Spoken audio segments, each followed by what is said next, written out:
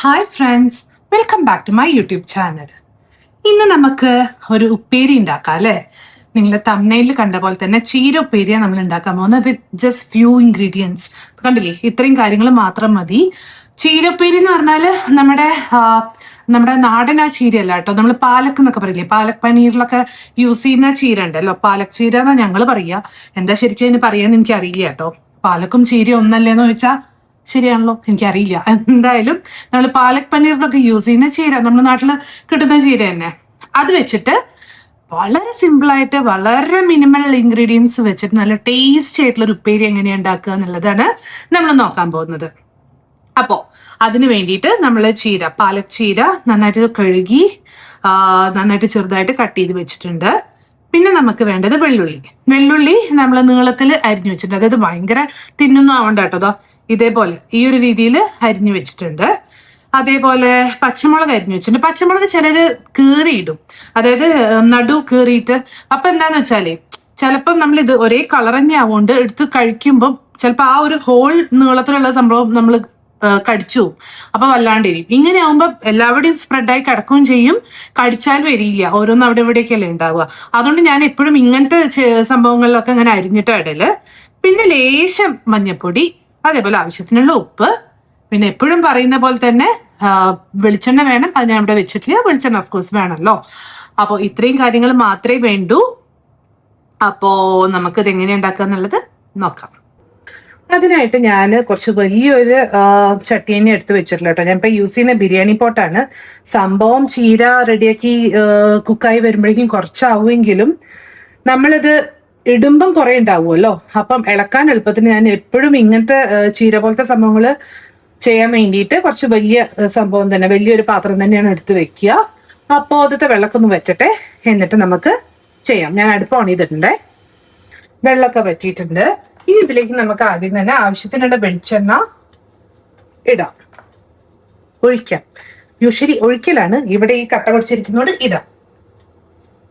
Okay, അപ്പം വെളിച്ചെണ്ണ ഒന്ന് നന്നായിട്ട് മെൽറ്റ് ആവട്ടെ. എന്നിട്ട് നമുക്ക് ഇത്ര ഇരുന്നോട്ടെ. വെളിച്ചെണ്ണയൊക്കെ ഇതിന് വേണം, എന്നാലും അതിൻ്റെ ഒരു നല്ല ടേസ്റ്റ് വരിക, നല്ലൊരു ഫ്ലേവർ വരിക.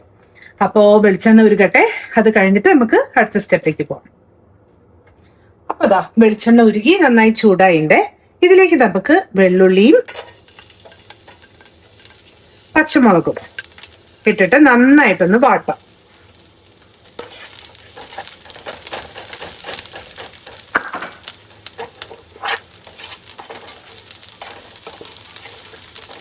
ബ്രൗൺ കളറൊന്നും ആവണ്ട കേട്ടോ, ജസ്റ്റ് ഒന്ന് വാടിയാൽ മതി. അതായത് വെള്ളുള്ളി ബ്രൗൺ കളർ ആവാനൊന്നും നിൽക്കണ്ട.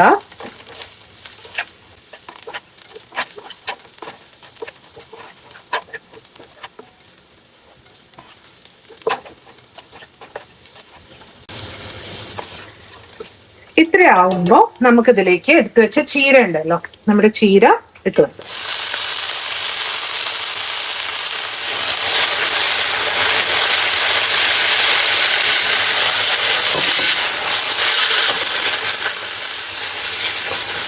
എന്നിട്ട് നന്നായിട്ട് അങ്ങോട്ട് മിക്സ് ചെയ്ത് കൊടുക്കാം. കണ്ടോ, ഇത് ഇടുമ്പോ ഇത്രയുണ്ടേ. ഇത് ചുരുങ്ങുമെങ്കിലും എന്റെ അമ്മയൊക്കെ കഷ്ടപ്പെട്ട് കുട്ടിപ്പാത്രത്തിൽ കഷ്ടപ്പെട്ട് ഇതാക്കുന്നതാണ്. എന്തിനപ്പത് വലിയ പാത്രം ഉണ്ടാവുമ്പോ നമ്മൾ ഇതിനെ കഷ്ടപ്പെടുന്നതല്ലേ. അപ്പോ ഇത് നമ്മൾ ആയി വരുമ്പോഴേക്കും കുറച്ചാവുമെങ്കിലും ഇങ്ങനെ ആവുമ്പോ നമുക്ക് ഇടാൻ എളുപ്പം, ഇളക്കാൻ എളുപ്പമുണ്ടല്ലോ.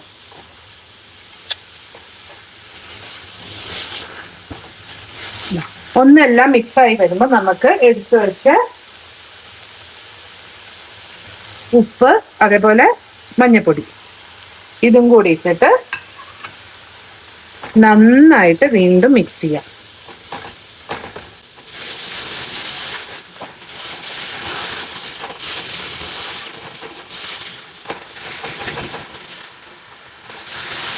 ഇനി നമുക്ക് അടുപ്പ് സിമ്മാക്കിയിട്ട് അടച്ചു വെച്ച് വേവിക്കും. അടച്ചു വെച്ചിട്ടുണ്ട്. കുറച്ചു നേരം നമുക്കൊന്ന് വെയിറ്റ് ചെയ്യാം, എന്നിട്ട് തുറന്നു നോക്കാം. ഓക്കെ, ചീരയിൽ തന്നെ വെള്ളം ഇറങ്ങുകൊണ്ട് നമ്മൾ എക്സ്ട്രാ വെള്ളം ഒഴിക്കേണ്ട കാര്യമൊന്നുമില്ല കേട്ടോ. ഞാൻ ഒട്ടും അറിയാത്തവർക്കാണ് ഈ പറഞ്ഞു തരുന്നത്, അല്ലാണ്ട് അറിയുന്നവർക്ക് വേണ്ടിയിട്ടല്ല. അപ്പോൾ ചീരയിൽ തന്നെ കണ്ടുപോതാ ഇഷ്ടംപോലെ വെള്ളം ഇറങ്ങും. അപ്പോൾ അത് ഇരുന്നൊന്ന് വേവട്ടെ. കുറച്ച് കഴിഞ്ഞിട്ട് നമുക്കൊന്ന് തുറന്ന് നോക്കാം. ഇടയ്ക്കൊന്ന് തുറന്നിട്ട് ഇളക്കി കൊടുത്തോളെ. നമ്മളത് എന്താണ് പറയുന്നത്, വെള്ളമൊന്നും വറ്റുന്നില്ലല്ലോ എന്ന് അറിയാൻ വേണ്ടിയിട്ട് മാത്രം ഞാനൊന്ന് ഇളക്കി കൊടുത്തു. പിന്നെ വേറെ കാര്യം പറയാനുള്ളത് എന്താന്ന് വെച്ചാല്, നമ്മൾ ചീരയ്ക്ക് വല്ലാണ്ട് വേവൊന്നും ഇല്ലെങ്കിലും നമ്മൾ അതിന്റെ തണ്ട് ഇടുന്നുണ്ട്. വല്ലാണ്ട് മൂക്കാത്ത തണ്ടാണെങ്കിൽ അതും ഇടുന്നുണ്ട്. പക്ഷെ അതിന് അപ്പൊ കുറച്ചൊരു വേവ് ഉണ്ടാവുമല്ലോ. അപ്പോ അതൊന്ന് വേവാൻ വേണ്ടിയിട്ടാണ് കുറച്ച് നേരം നമ്മൾ ഇങ്ങനെ വെക്കണം. പിന്നെ അതുമല്ല, ഒന്നൊന്ന് സോഫ്റ്റ് ആയാലല്ലേ കഴിക്കാനൊരു രസം. ഈ ഒരു കറി ഉണ്ടെങ്കിൽ ഉണ്ടല്ലോ, കറിയല്ല, ഈ ഒരു ഉപ്പേരി ഉണ്ടെങ്കിൽ കറീന്റെയും കൂടെ ആവശ്യമില്ല കേട്ടോ. നല്ല ടേസ്റ്റാ. ചോറിന്റെ ഒപ്പം ഇത് മാത്രം മതി. അപ്പോ ഏതായാലും കുറച്ചു നേരം കൂടെ ഒന്നാവട്ടെ, നമുക്ക് എന്നിട്ട് നോക്കാം. ഒന്ന് തുറന്നു നോക്കാം. ആവശ്യത്തിനുള്ള വേവൊക്കെ ആയിട്ടുണ്ട്. ഇനി നമുക്ക് ഈ എക്സസ് ആയിട്ടുള്ള അങ്ങനെ വെള്ളം പോലെ ഇരിക്കുന്നത് ഒന്ന് വറ്റിക്കോട്ടെ. അപ്പൊ അതിന് വേണ്ടിയിട്ട് തുറന്നിട്ടിട്ട് തന്നെ ഒരു ഇത്തിരി നേരം ഒന്ന് ഇളക്കി കൊടുക്കാം.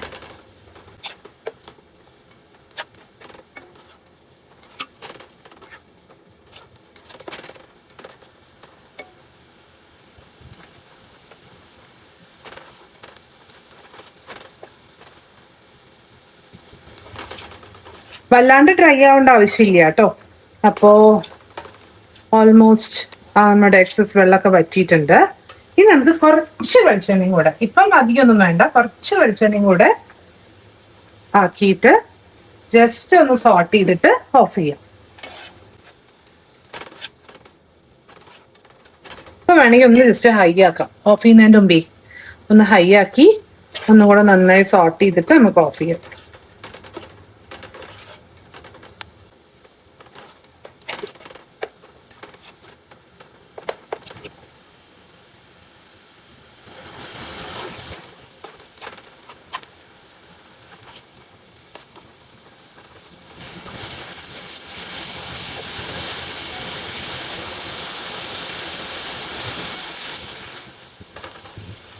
സെറ്റ് ആയിട്ട് നമുക്കിത് ഓഫ് ചെയ്തിട്ട് ഒരു സെർവിങ് ബൗളിലേക്ക് മാറ്റാം. അപ്പൊ ഇതാ നമ്മുടെ പാലക് ചീരയുടെ ഉപ്പേരി റെഡി ആയിട്ടുണ്ട്. നമ്മൾ ഹോൾ പ്ലേറ്റിൽ എടുത്ത് വെച്ച ചീര അല്ലെ, ഉണ്ടാക്കി വന്നപ്പോൾ ആകെ എത്രയായി. അതുകൊണ്ട് തന്നെ ഏതെങ്കിലും എന്താ പറയാ, നമ്മുടെ കുക്കിങ്ങിൽ പുതിയതായിട്ടുള്ള കുട്ടികൾ ആരെങ്കിലും എൻ്റെ വീഡിയോ കാണുന്നുണ്ടെങ്കിൽ ഞാൻ പറയുകയാണ്, കുറേ ചീര ഉള്ളത് കണ്ടിട്ട് ഉപ്പിടരുത്. നമ്മളത് ചീര ഉണ്ടാക്കി വരുമ്പോൾ ഇത്രയും മാറും. അത് ആലോചിച്ചിട്ട് വേണം ഉപ്പിടാൻ വേണ്ടിയിട്ട്.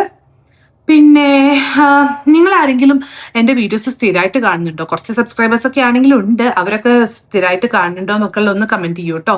അതേപോലെ എൻ്റെ റെസിപ്പീസ് ട്രൈ ചെയ്ത് നോക്കുന്നുണ്ടോ, ഇഷ്ടപ്പെടുന്നുണ്ടോ എന്നൊക്കെ ഒന്ന് കമൻറ്റ് ചെയ്യൂ.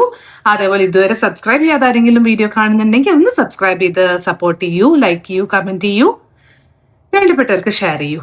അപ്പോൾ അടുത്ത വീഡിയോയിൽ കാണുന്നവരെ ബൈ.